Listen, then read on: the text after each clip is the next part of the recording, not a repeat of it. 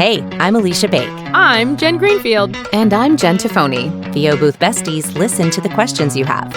We find pros in the know to help you learn. And connect with our amazing VO community. Welcome to VO Booth Besties. Okay. Hi, everybody. Welcome to VO Booth Besties. I had cell phones balancing and intro music pulled up in Twisted Wave and trying to make all this work, and we did it. Like our intro said, we're here to help working voice actors get your most important questions answered by industry pros who know. Each week, we'll have a new topic and a guest speaker who is an expert on that topic. Speaking of which, we want to be sure you're all current on the awesome speakers we have coming up and other exciting opportunities. So we've created a weekly email newsletter, and if you'd like to be added, simply swing by our website, boothbesties.com, and shoot us a message with your email.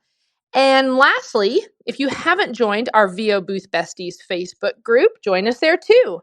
Now, a quick bit of housekeeping. In order to stay on topic and get as many of your questions answered as we can, we're actually going to keep hand raising turned off.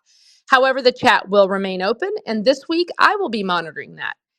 As you can see, oh, wait a minute, Jen Tophoney's listening, but she's on the road. So we are joined by our guestie, Amy Stafford, today.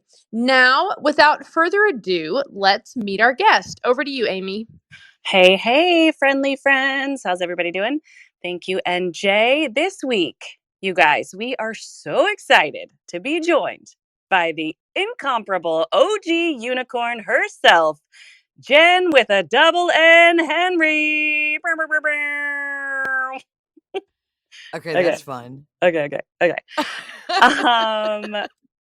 A little about Jenn. Here we go. Let me tell you guys about her. I'm sure you know all this, but we'll tell you anyway. Jenn is a 52-year-old rock star who lives in Hyannis, Massachusetts. Just learned that today. She enjoys short walks to the fridge, long afternoons parked in front of YouTube or Disney Plus with her two kids, affectionately called Things 1 and 2. And if she's feeling froggy, she loves to jump in on some karaoke. Though she doesn't claim singer status, she is all about making a joyful noise. To hear her tell it, the start of her VO career is easily regarded as lunacy. Really, it was a terrible idea no sane person would have approached as she did. We're not so sure about that, and we'd be doing a disservice if we didn't let her tell it. But Jenn is continuously stoked that she gets the opportunity to do the thing, make friends, earn a living, and then if she's lucky, that occasionally shiny hardware happens. She attributes being here for any of it to learning how to, in her coined phrase, make my baggage my boop. So, Jenn, why the lunacy? What made your journey in VO different than others? Well, I don't know that it was so different than others in terms of taking a leap. I had 2 in diapers, was on unemployment, and decided that there was not going to be an alternative option. And I had this, I guess it was really crazy because I have the skill set to make a comfortable living with a stable paycheck in other industries. And for some reason, I mean, I know the reasons. I just decided that VO was going to be it. And then just jumped, man. I had food stamps, I was on WIC, and diapers are expensive, but I did the thing anyway because I knew that I I had to be home with my kids. And because they were little miracles to begin with. And so that was sort of, to me, it felt like spitting in the eye of the universe. It gave me these little creatures that theoretically weren't supposed to happen and did. And I just couldn't see staying in the regular workforce and, working in a medical office or even a radio station full time and have them in daycare or whatever the case may be. Not that there's a thing in the world wrong with that. It just wasn't the choice that felt good for me personally. And so I decided this is it. And Yeah, well, I just when I think about it and anytime I tell, like, "Wow, that was freaking nuts."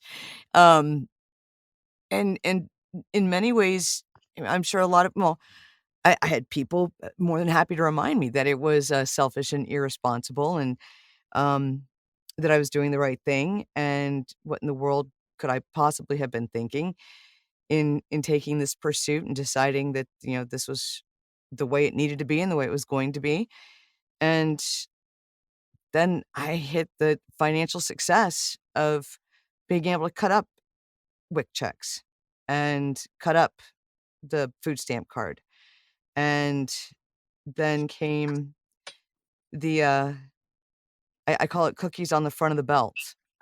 That was financial success, that was financial liberation for me. Cookies got to go first, which is just an analogy for anything that wasn't bare bones essential. Um Right, like being able to order guacamole with your meal at a Mexican restaurant. That's when Oh, I knew no. I hit the big time. Right, exactly, when it's not when a big night out isn't things that didn't cost more than 99 cents or $1.29, you know, Yeah, and still keep every like, the kids will never understand the kids will never know how much money we didn't have, right. not because I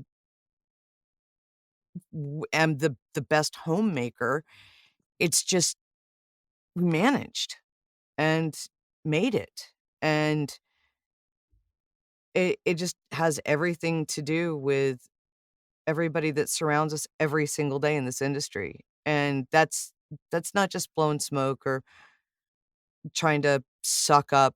It really is far more reflection on the people that surround us than me. I mean, yeah, I do the thing. I had the basic skills. I come from a radio background, so I brought production with me. I knew what end of a microphone to address, but that doesn't always translate to VO.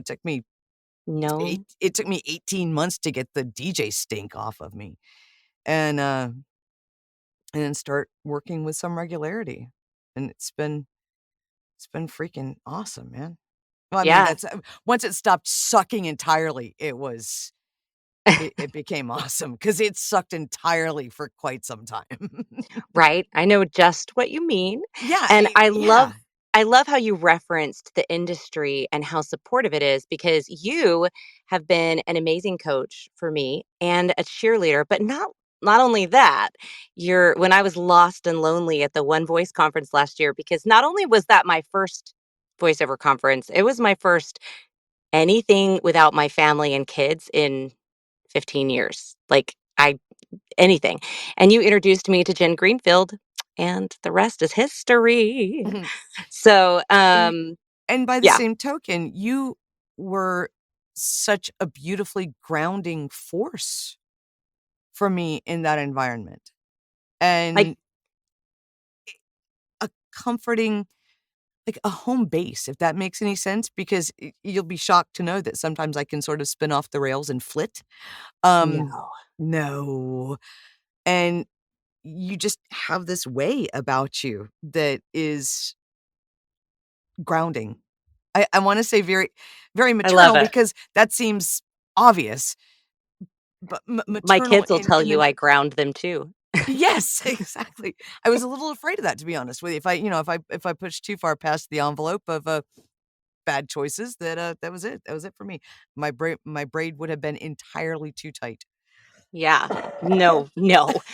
But honestly, what has stood out to me the most about you? Number 1, that you just are like this big warm hug that wants to give everybody a hug virtually and physically, but also how important mental and emotional health is to you. And you're such an advocate for it in the community. But even more than that, you teach how to use it and flip it on its head and really dig into who you are. And how how did you when did you realize that voiceover and, like, your personal mental struggles could cohabitate? I got to a point, and I can't give exact that one aha moment. Um, entirely. They had they had to cohabitate. Dating back pre-voiceover, when my oldest was born, the reality became blatantly apparent that I couldn't be batshit crazy and be a good mom. Not in the toxic way. I mean, there's good crazy and then there's toxic crazy. And I definitely, despite having sort of started to weed through some of the toxic crazy, when my son was born, a lot of things, it was almost as though, at the risk of making it sound too cosmic, it was almost as though just this strip of grime got peeled away. And I could see things in ways that I couldn't see them before. Starting with just the perspective of hearing my son cry, and instead of being frustrated or upset for myself, the notion occurring to me, wow, it's gotta suck to be born. How horrible is that? Of course he's crying. And that sort of was an initial stepping stone in a change of perspective, and understanding that there is more than one perspective often when we look at things, and moreover that we have a choice. So we can choose to look at something positive, negative, or neutral. Some things and some occurrences in life, in our day, or anything else aren't positive or negative. They just are. But the way we choose to process them, the next 5 seconds following them, are what actually defines the thing or the event. Did a bad thing happen? Did a good thing happen? Sometimes just a thing happens and it doesn't have to be anything. But what we choose to do with that moment, we carry on not only into our day or into the next moments, but very often the moments of the people we come in contact with immediately after. But understanding and realizing that we have a choice minute to minute of how we're going to filter things. And we, in fact, are in control of that. So the opportunity came in a session with David Rosenthal to understand how deep an impact that can have on us in a performance sense. I was really full of myself too. I was all proud. I was working a micro scene that I had written, and I was all in it. So naturally it's going to be perfect because it's mine and I did it. And so yay me. No, Jen. No, that's, it didn't happen that way. The scene was basically a commando unit. I grabbed for low hanging fruit because that's sort of a role that I'm comfortable with. Going into, I'll spare you a lot of the details. Just going into to rescue an endangered child, right? So I had the scene all mapped up on my head, and I'm hyper visual. So, like, I could smell the smoke from the gunfight leading into this shipyard, and I could see myself inside of the scene flinging open this door to this container or storage room, and there sat the child that we were looking for, that we had gone to engage. And so I did my thing, and I said my lines, I delivered my lines. I was all proud of myself, of course, because, actor. And then realized that, hey, he pulled me back from it and told me to tell me about the person that we were there to rescue. And I realized I didn't see a face on the person. I didn't see the child. I saw a figure. I saw what sort of vaguely represented in my head. So here I could literally smell gun smoke, but I didn't have a clear picture of what was happening right in front of me. And I sort of went through the mental Rolodex of putting this character together, the good old, who are you talking to? And questions like, what did they do immediately upon hearing you? Oh, okay. Well, they looked up. What was your expression like? Okay, well, actually, odd. It was kind of despondent. It wasn't startled, oddly enough. And then in the back of my head, I started hearing Sean Cassidy, and I'm like, oh, Sean Cat, Sean. Oh crap! I was looking at myself at 10 years old. I was looking at a kid who, without divulging too much, didn't want to have a conversation with mom at 10 o'clock at night, after the friends had gone home from the tea party. And, but had the door to my room opened up, there wouldn't have been startled. There wouldn't have been whatever. It just would have been, okay, whatever, say what you're going to, now what? And I realized in that moment that I literally was taking myself out of that situation. And in that same moment, and in that small action of performance, realized that I had taken back control of that narrative. I had taken back control of that baggage, that moment, those feelings of vulnerability, of Mm. feeling disaffected, of almost a sense of disenfranchisement through this character that I had created, not the character that I was portraying, but the character that I was talking to, the character that I was there for. Is And anyone else nodding their head along, Mhm. like finding these times Yes. where you've done this, where you go to a deep place? Jen is phenomenal at articulating her past and where how it brings her to this place. But I know I've done it. Same. Yeah. and I that's I where it find all this so lives. interesting, Jen, because I think we all do this to some Mhm. extent. We think that we're being vulnerable and connecting with a character and emoting and doing all those things that actors are supposed to do, right?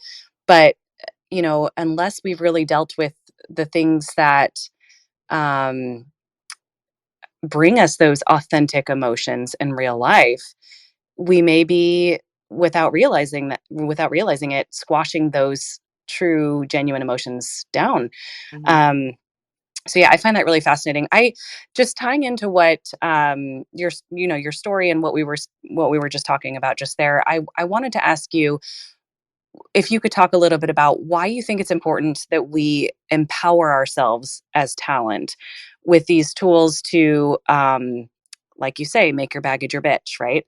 Um, why is that important? Can you speak a little bit to that?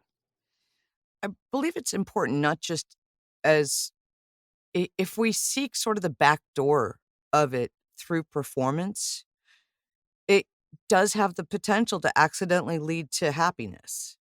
And the ability to not only tap into these places and change the impact that these things may have had on us at the time,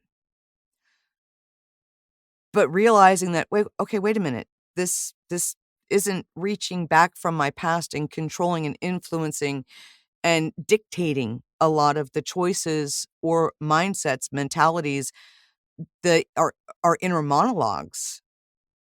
Once these things get replaced with our own choices and being able to reach in and utilize them at will, then they become ours. And the level of empowerment that can spring from that gives us the opportunity to see other things from different perspectives, to to realize that not just as a performer do we have permission to work inside of an authentic realm, but it's an imperative, because to do anything other than what we do, there's a level of arrogance behind that. And we don't actually control things beyond our own performance. So that permissive state can, and I think inherently does, trickle into other places in our lives. And we start we have the power to start seeing things differently and choosing what motivates our decisions and the way we feel about ourselves. And once we are our own empowered and authentic selves, we can be kind of unstoppable, because we're pretty amazing as human animals.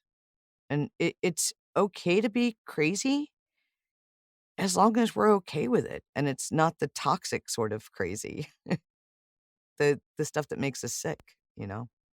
So, one of the things that had been brought up when we initially were talking about interviewing you as part of our clubhouse today, and I just thought it was absolutely a fascinating um, kind of addition to this conversation outside of empowerment.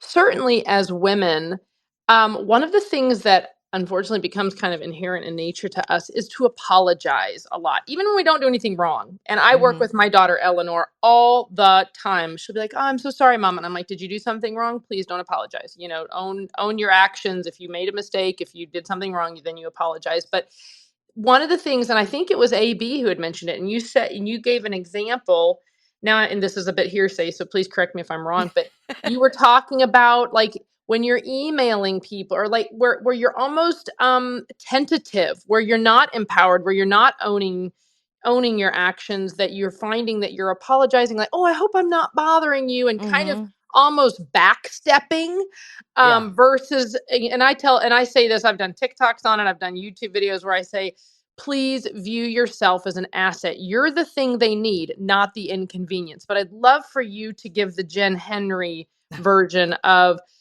own it, quit apologizing, be the asset. Go ahead. And being the asset only, also to ourselves. A lot of people, I believe deep down, are raised, especially, or at the very least, our generation, um, raised saddled with the concept or notion that everything we are, everything we do, everything we need is in some way, shape, or form an inconvenience or a burden on somebody else. Moreover, anything that we accomplish or something that is a success for us is the byproduct of somebody else's effort. So Yes. when we come up and through, now that's not to be confused with, we don't do things alone. I mean, everything, so much is a group effort, but just the notion that there is no credit to oneself, only you have things because you're somebody's charity. They felt sorry for you. You're their burden, or they helped you and it was an inconvenience. So that's that's different from gratitude that you give them. You feel beholden, and that draws back to our self-worth. And we don't feel worthy of the time people have given us, or we feel a sense of apology of, "Oh, geez, I've just sapped this person's time," or "I'm bothering this person," or "I'm this," or "I'm that," or "I don't wanna." And the thing is, when we allow ourselves to live in that headspace, we're assuming that we have control over somebody else's time management. I don't know about you, but I'm not important enough in somebody else's realm to dictate how they spend their time. And I Jenn, didn't realize it until somebody said it to me one day, and I'm like, "W what? Why are" you know? This I am really, really bad at this, and I am just excited to have this conversation because it's like where's the line between being overly apologetic and giving good customer service, right? You send an email to someone saying, "Hey, I know it's been a few days since you wrote me. You've been in the queue, and I'm only now, getting to you." It's like, how honest should you be um, to foster, a good open relationship? And like you said, no, you're not in control of someone else's time. You're in control of your own time. But I guess I'm curious your thoughts on, eh, the line between good customer service and going too far and making yourself look like you're not a professional or coming off as wishy-washy or bendy. Okay. So what's the difference between taking that particular scenario? What's the difference between, "Hey, thanks for your patience," and then the statement versus, "Hey, I'm really sorry. I had you in queue. I've been really busy." Because when we say the latter of those things, what we are genuinely saying is to this client is, "I have not prioritized you." Instead, just simply instead of transferring our guilt in not getting back to somebody as effectively or efficiently as we would have preferred, just Mm-hmm. simply, "Hey, thank you for your patience.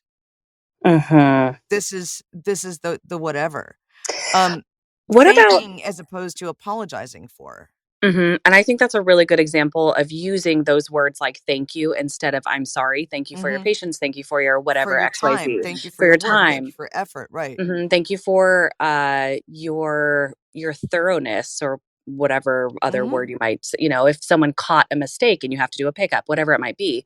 Right. But I'm gonna ask an off script question, you guys, because I'm curious about your thoughts. What do you do when you do make an honest mistake in a session or in the moment that I feel deserves a real apology? Like, um, I can't think of a good example, but maybe, you forgot you had someone coming over and the doorbell rang, right? Like, oh, or somebody walks in or your dog, I mean, I guess your dog barking is kind of beyond your control. Something that's within your control happens.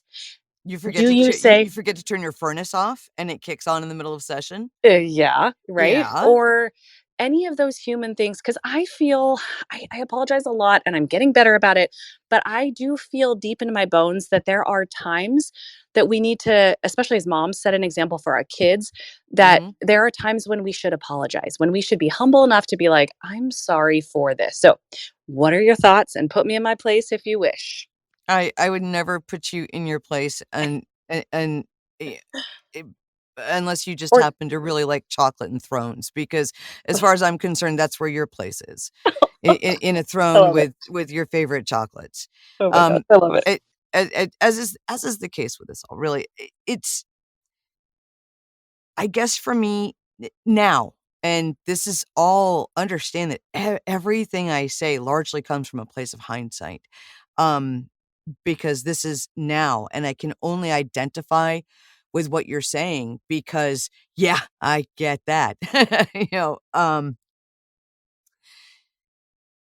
I I feel in the moment, and keep in mind too, especially when we're in a session, what bleeds into our audio.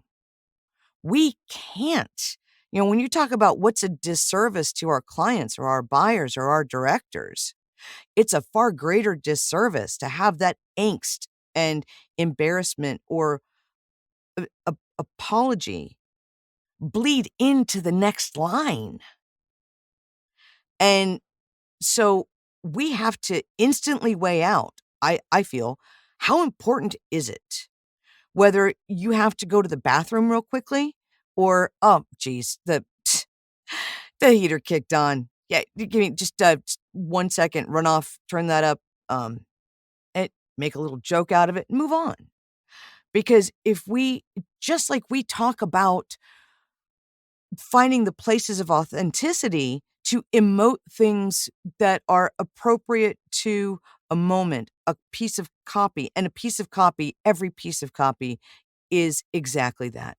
It is a moment that we're creating. So if we drag our crap into that moment, it's going to be audible. It's going to be palpable. Maybe they can't put their finger on it, but it's not going to resonate the same because we've brought the in with it. Unless you are super capable of instantly dropping it back at the door. But if you're on your mic apologizing to the ninth degree, that shouldn't have been an odd analogy to stick in there, apologizing, then you're bringing that into your space. And your space, their space, that moment, that bubble that you're creating, none of that crap belongs in there. It's super, super simple. Yeah, my furnace turned on. Oh, Amazon. What are you going to do? Be right back. And then you get to your door, say, hey, in a session, have a seat. There's the fridge. I'll be right up. You serve drinks to your Amazon guy? Always. I was thinking the same thing. I'm coming to your house. Hey, I'm going to interrupt really, really quick. This is, oh my gosh, you're just so many amazing things coming on right now. And I don't really have a enjoying script, by the way. She says to go off script. I'm like, I don't have a freaking script. We like to put together. This is what makes our clubhouse a little bit unique. I love it, man. It keeps, it does help keep us on track, but it also we have a lot of feedback from our listeners. They provide us with questions like, oh, hey, can you bring this up? And so we just try to kind of have a loose guideline because we get so much information just like we are right now. So everybody, we're at the half-hour mark. We're going to do a quick room reset. If you've just joined us, we are VO Booth Besties. Our goal is to help working voice actors get their answers to their most important questions from pros who know. And tonight we are joined by the awesome Jenn Henry. And you rock, man. We're really discussing, we're getting deep today. We're really discussing a topic that, although coming more towards the light, is still not talked about enough. And that really is our mental health, its impact in the booth. And I'm just going to start where Amy left off. When you find yourself disrupted, possibly during a session or in an audition, and that disruption, based on how you choose to react, whether you go into a submissive place, whether you go to a place of, F-U-C-K, or if you go to a place of, oh, golly, I can't believe that just happened. Whatever you choose to do, that now carries over to what happens next. So right. Jenn has been doing a wonderful job really, tying this in. How can we take experiences from our past in being able to incorporate those into our experiences now? Character development, which is where I'd like to go next. So Jenn, can you kind of talk about, you gave a great story earlier of how you approached a character, because I know you do a lot of character work too, and I think AB, you've done character work with her, right? Yeah. I made her be a bridge troll. She did. So why don't you guys, I know we're kind of taking a little right turn, but I still think it's all connected, because AB, you were reluctant. Yeah. You were not mentally, emotionally in a place where you had confidence, where you had that, where you were in that place of like, I don't know that I want to try this. I don't know that I'm going to be successful at it. So what did Jenn encourage you to do? Like, what did that look like? How did that work, guys? Well, I'll tell you my mindset coming in. I wanted to coach with Jenn. I was making a corporate narration demo, and Jenn was going to coach me with that, right? So I'm thinking, we're going to talk corporate. And she starts out with, read this script like a bridge troll. And I'm like, what? I don't know how to do that. I'm not a character actress. And I think I actually said the words, I don't do characters. So she's like, why not? And it was, and we'll get to what that looked like. But in that moment, I was telling myself a story about what I was capable of. And I had limited myself based on my knowledge of what I thought I was capable of. And Jenn took me to a place where she helped me realize I'm capable of so much more than I believed, and it was by making me be a bridge troll, and I had at first at it and didn't could not and I was probably pretty terrible at it at the end too, but I had fun. And that's the beauty of the whole exercise, and understand that I didn't give you copy conducive. I was I was bullying her into, reading corporate narration as a bridge troll. Right. So it's not like we were actually building character work outside of reaching beyond a place that was comfortable for you. And that was my goal. You expressed that things felt same. And so a great way to break same is to do something very different. I know when I say the words, it just seems so obvious. Also, a lot of people don't expect to coach with corporate copy as a bridge troll. And just the notion of shattering concepts of what we do, what we can do, what places we can take ourselves, and breaking out of signature mindsets. Now, signature mindsets can be great. They're great for streamlining performance. You start to identify this and that. Everything we do as a character, because, and if you know me, I'm sure you've heard me say it 100 times. I can love you so much. My sister, for example, I love my sister so much. I will never, ever, ever care what kind of butter she buys. But I better find somebody inside who does. Otherwise, I'm not going to be able to deliver that copy. I'm not going to be able to create that moment, put out that experience in a way that sounds authentic. And people are done with BS. Um, the announcer space still certainly exists. It is not as prevalent as it once was. So stepping outside of mental places that feel very safe to us don't necessarily serve us well. Does that mean that you're going to do an audition for a piece of corporate narration and sound like a big bridge troll? No, I hope I, not. I wouldn't recommend it. I wouldn't see that working out for you. But to see you, Aleesha, go from an expression of, this woman is nuts. What have I gotten myself into? Why are you making me read this like a bridge troll? To the end where you're just having fun and it translated. Screw the words, just do the thing. And, inside of an hour, it was an entirely different read.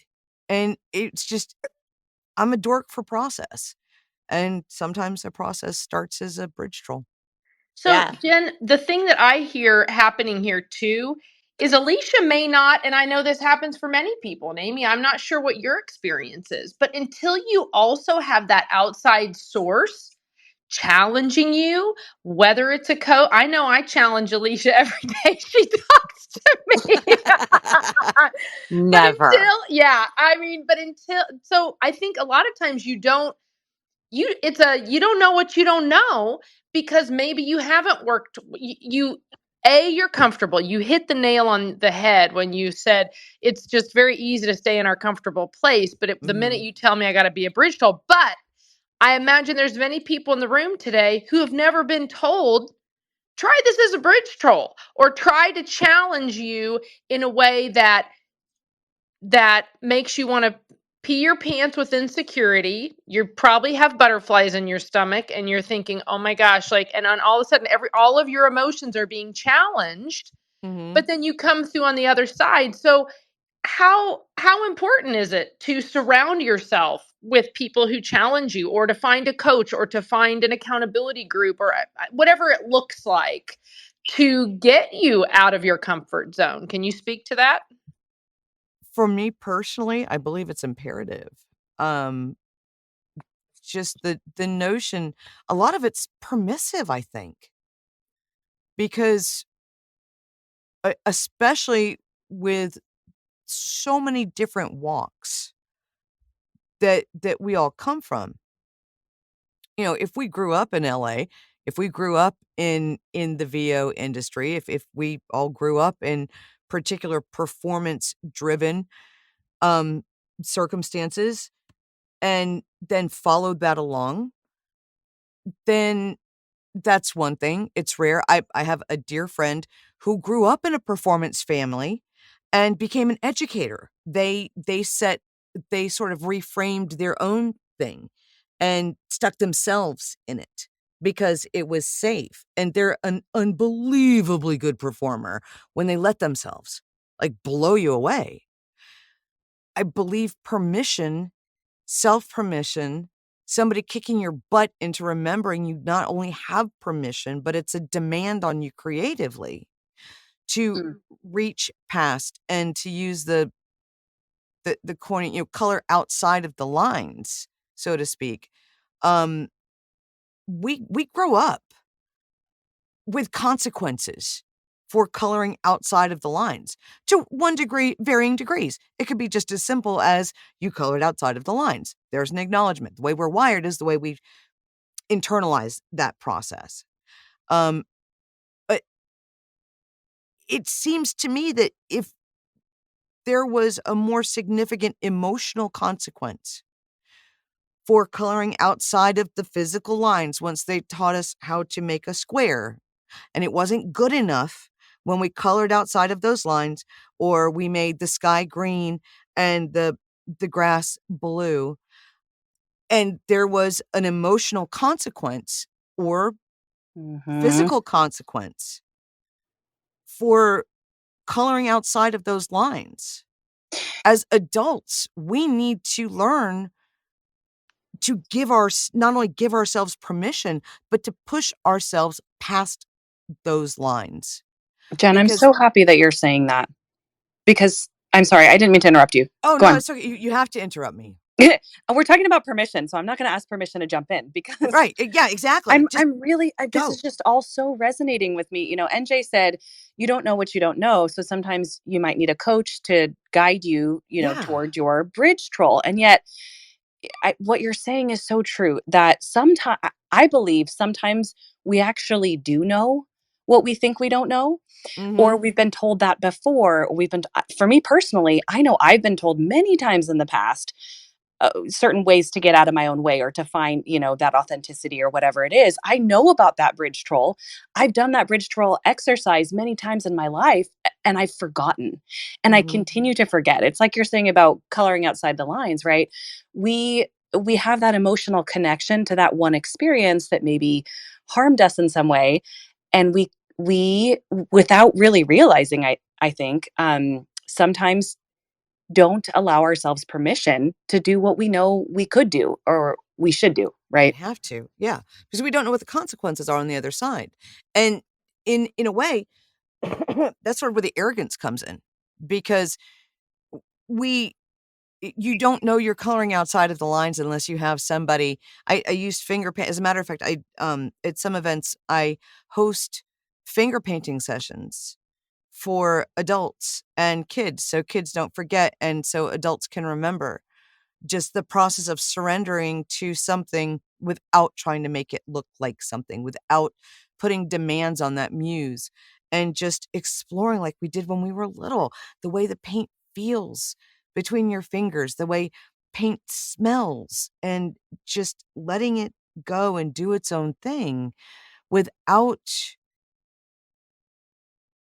a preconceived notion of where it needs to go. That's where we sort of get ourselves into trouble because we are conditioned for consequence. So we try to do things right. Well, when you're finger painting, there's not supposed to be a right answer. There's just chilling with paint and doing the thing and letting it happen. And so many of us get behind the mic, and in deciding that we should know what a casting director or a buyer is listening for, what they want, we in turn try to produce it right. The thing is, That it's not our job. I would say that's what we discovered when we did our audition challenge. And we heard 300 auditions that sounded almost identical because we were Yeah. all trying to fit inside the lines. Yep. We all have this idea of what it's supposed to Mhm. sound like, and I say me because I say we because I submitted an audition too and found myself falling into some of the same patterns. And it's we talk about bringing our baggage along with us and making it our own.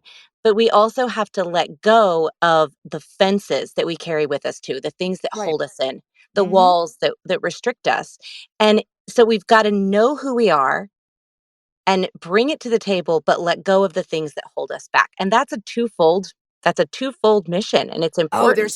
it has so many folds. It's like an origami duck. I mean, it's there's just so many folds and so many facets, and that's why when I talk about it, I caution people to not get ahead of themselves because it's not beneficial or safe, I think, in a lot of cases, to run into our mental closet and start pulling the bags down and dumping them out in the middle of the floor to dance around in them because some of them are sacred.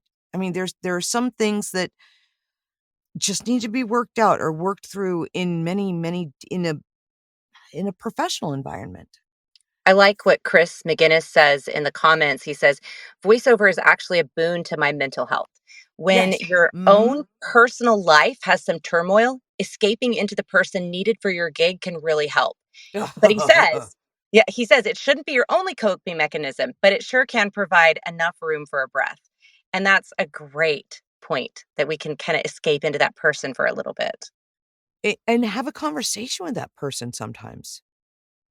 Because here we have indulged a sense of a picture where not to uh, it sounds like mockery if I use the expression creating a puppet, but in in a very real sense, when we utilize these characters to escape, we're also, at least in that moment, pulling it out of our head and putting it in front of us. And like the little girl that was sitting in that cargo hold, make make peace with it, or Yeah. whatever the case may be. And in that moment that we hold it and it's ours, and we can put that pain or that trauma or that anger, that whatever it is that we are able to benefit that character, it also sort of gives us as an opportunity to look at it from outside of ourselves. And again, depending on what the circumstances are, it's not okay to look too hard. Not all of us are prepared at any given point in time, but certainly myself included. I mean, I'm barely qualified to be a freaking voiceover. I'm not remotely qualified to, act in any sort of a therapeutic sense. These are just things that have made a process of becoming my own vessel and filling that vessel with things that are of benefit to me now moving forward, and pushing out old operating systems that just don't serve me And anymore. you're taking me right to my final point. We're going to have Amy ask you some questions, but it's just like what I'm going to use Amy as an example, where she we're not just Amy, we're all growing, we're Yeah, all learning, all the we're time. all trying to, just what you said. It's like what I want to say though is, and I listened to your talk when we were in Atlanta, and my biggest takeaway, and I want to say this to everybody listening too: forgive yourself. Forgive Yeah. yourself. Give yourself some grace. So, we talk about, what do I do if I make a mistake and I apologize? Okay, then do that and then move on. Don't live in it. Don't let it consume you. If you had an experience in the past and you're like, you know what, I actually don't want to. I don't want to be a part of it. I don't want to use that. Whatever. So let that. So you have to forgive. You have to be okay with going, I don't want to do that, and just Yeah. give yourself grace. And I just think that is something and this is everybody, men, women, otherwise, we beat ourselves up for the lack of perfectionism, for even being secure, for being vulnerable. How many times we go, oh, I'm sorry, I shouldn't have shared that, or I'm sorry, I hope I didn't bring everybody down. Like, no, give yourself that grace. Own where you're at, own what's, own your past, and, figure out who you want to be at the present. And I think, Jen, the last thing I'd like you to speak to is, this is not a light switch. No, no, no. Maybe some people can catch lightning in a bottle, but for me, it certainly wasn't. And it's an ongoing thing, because first there's sort of just little realizations of, oh, okay, yeah, so there's that. And I don't want to be as trite as to say exercises to do, but mindfulness and simply being in a moment and making a choice. You spill something in your lap, okay? You get to choose the impact it's going to have on that moment. And you can go, oh, well, crap. Or you can freak out. Or you can do this, or you can do that. But if we keep things into perspective, how important is it? I'm not going to ruin my day over spilling coffee in my lap. Unless it, maybe is worth $27 million, and that's a different conversation. But every moment that we're in is immutably hinged to the one before it. So it stands to reason that the choices we make about how we will react and respond to our environment and the people in it and the circumstances that create it in any given moment impact the moments and that spreads out. That doesn't mean that you walk around with pom-poms and a trail of glitter behind you at all, because I'm kind of a snarky bitch. If you haven't noticed, I've never intentionally hurt somebody. And having the power to choose to not hurt myself is the greatest thing that I have ever had. Permission to stop hurting myself. Because there's a lot of dead people, a lot of people estranged that I allowed to continue to hurt me through me. People that don't exist in my, immediate realm, yet experiences with them sort of dissociatively guided my path because of just what happens with our wiring inherently, I think. So giving myself permission and demanding that I no longer hurt myself just makes the impact of every moment forward a little bit different and a little bit better. It's all baby steps. It's all one moment and one choice at a time, and they all build on each other. Brilliance. Everyone in the audience is clapping, hurraying, cheering for you. I can hear it. Jenn, thank you so much for your wisdom and your vulnerability and your intelligence and your emotional intelligence. Don't make me cry. Don't. It's such a treat. Don't. I don't have that power. You have to give yourself permission to cry. See, I learned a little something today. For the win. Well, that was a lot of heavy vulnerability. We like to end with something a little more fun. We like to ask our guests 3 just for fun questions. And we'd like to ask you what singer, band, or composer you are enjoying these days. I always loved Maynard James Keenan, of Tool and Pussifer and Perfect Circle. My son, T1, composes and rearranges music. And of course the classics. But I love instrumental music too. Anything on YouTube that I find that is cinematic battle music, all the things in the fantasy games, because I don't know. I like mentally, I'm 7 feet. I'm a 7 foot tall barbarian woman, so it plays to that level of empowerment, I think. Oh, I love that. Okay, what podcast have you been listening to lately, or podcasts? I have to be honest, I don't really listen to a lot of podcasts. It has a lot to do with my attention span, I think. I don't I don't do really healthy things like walk. So I don't create spaces for myself to put those in. Mm. I Mhm. have a list though. Oh, I just completely lied to you. Well, what else is new? Well, I know, right? It's a thing. So, Jacksepticeye and Ethan Cranks uh, Games play games just started a podcast. They had their very first episode the other day, called Brain Leaks. So if I've you heard of are that one.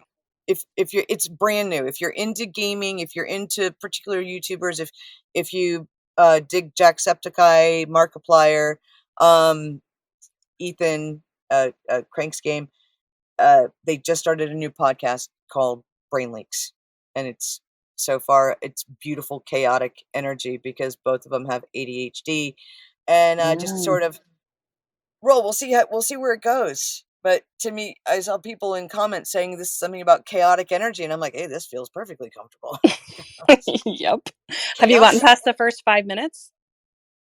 I did, and maybe that's it. Maybe Yay! that's the key for me is that I lock in when I Mm. don't when I don't feel structure. I don't Yeah, know. I don't that's know. so interesting. Ugh, I love it. Okay, and lastly, what is your favorite dessert? And you know what? We don't have limits here today, so you don't need to pick just one. My current obsession is yogurt with peanut butter or peanut butter with yogurt. However, I guess it just depends on how it comes out of the jar. Um, Ultimately, if I'm out someplace, it, I love genuinely fresh fruit, like fresh berries with creme fraiche. I love that. Oh, and Diana Birdsall's lemon bars and ottoman cake. Oh, now you're gone and got me started. Now we're started. Okay, Okay. well, So I love all the things. berries with creme fraiche. Creme fraiche? Creme Creme fraiche? fraiche. That Fresh, sounds fresh. mwah, that Yeah. sounds And delish. like fresh picked berries. Not just, Mm. hey, we got these from the purveyor today, but Do you remember the old commercial? Berries and cream, berries and cream. I'm a little lad who loves berries and cream. Maybe I'm too old. the little let He's they like a just little leprechaun. I think it's a Skittles commercial. yeah. Now I'm going to think of that every time I see you. Hey, there are people who have thought worse upon seeing me. I'll take it. Well, thanks again for joining us, Jen. You Thank you were guys. amazing.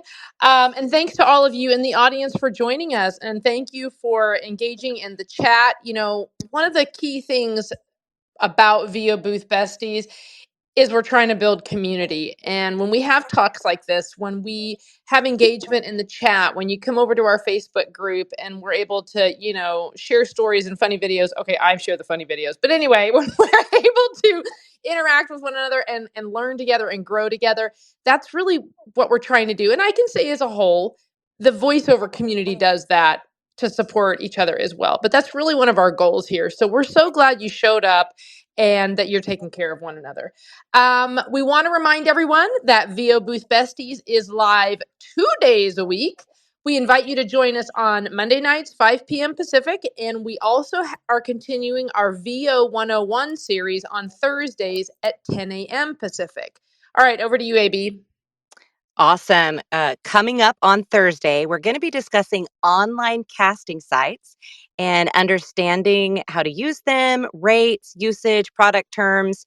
And we also would love for you to connect with each of us on LinkedIn and join the VO Booth Besties Facebook group if you're not a part of it, and comment and post. We would love engagement.